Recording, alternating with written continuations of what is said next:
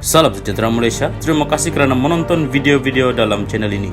Sebelum kita mula, jangan lupa untuk tekan tombol subscribe, share, like dan komen. Let's go! Salam sejahtera dan selamat petang kepada seluruh rakyat Malaysia dan pendengar Salam Perpaduan. Berita panas hari ini dipetik dari negaramerdeka.com bertajuk Pemuda PAS ancam huru harakan negara andai Hadi diganggu. Berita penuh. Ketua Pemuda PAS Selangor hari ini mengeluarkan amaran terhadap pihak berkuasa supaya membatalkan hasrat mengambil tindakan terhadap presidennya Tan Sri Datuk Sri Tuan Guru Haji Abdul Hadi Awang. Dalam kenyataan yang dikeluarkan menerusi laman FB miliknya, Mohammed Syukri Omar turut mengingatkan pihak terbabit akan pada yang menanti sekiranya pihak berkuasa terus mengganggu Hadi. Pemuda PAS Selangor memberi amaran jangan sesekali cuba bermain politik kotor dan persepsi jahat. Sewajarnya, kerajaan campuran PHBN di bawah Anwar Ibrahim menumpukan soal membangunkan ekonomi dan menyelesaikan isu kosar hidup yang diwar-warkan. Bukan sibuk ingin mengheret Tuan Guru Tan Sri Datuk Sri Haji Abdul Hadi Awang ke Bukit Aman. Adakah fokus kerajaan campuran PHBN ini untuk membalas dendam dari membela rakyat? Kami memberi amaran sekiranya tindakan tidak bermunasabah ini berterusan dilakukan, himpunan besar-besaran akan diadakan. Kami tak akan berundur. Sewajarnya, siasatan dilakukan pada pemimpin PH yang menerima dana IRI. Ianya mencemar kedaulatan negara dengan menerima dana daripada pihak luar. Kami berharap isu di atas juga disiasat dengan telus oleh pihak PDRM. Sekian berita, teruskan bersama channel ini. Salam sejahtera dan selamat pagi kepada seluruh rakyat Malaysia. Berita panas pagi ini dipetik dari cabudin.com.net bertajuk Kalau Mahyadin pun buat salah, apa masalah? Berita penuh. Susulan pendakwaan terhadap Wan Saiful Wan Jan dan dua individu lain berkaitan rasuah Janawi Bawa, terdapat kecenderungan daripada bersatu untuk terus melompat kepada kesimpulan kononnya sasaran sebenar SPRM ialah Mahyadin MD Yassin. Dikatakan Mahyadin disasarkan bertujuan untuk melemahkan Bersatu dan PN, bukan saja untuk menghadapi PRN di 6 negeri tidak lama lagi, bahkan bagi mendepani PRU16 akan datang.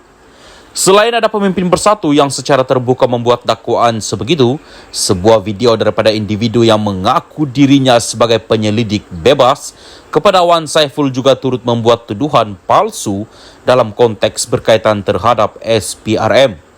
Penyelidik bebas itu menyebut Wan Saiful ditawarkan RM10 juta ringgit oleh SPRM sebagai ganjaran jika bekas ketua penerangan Bersatu itu sedia memberi keterangan untuk mengenakan Mahyadin. Walaupun sudah memohon maaf, penyelidik itu kini sedang ditahan SPRM dan berdepan kemungkinan didakwa kerana mengganggu siasatan. Kalau ia pun nak membuat tuduhan sedemikian, logiknya daripada mana SPRM nak dapat duit sebanyak RM10 juta itu?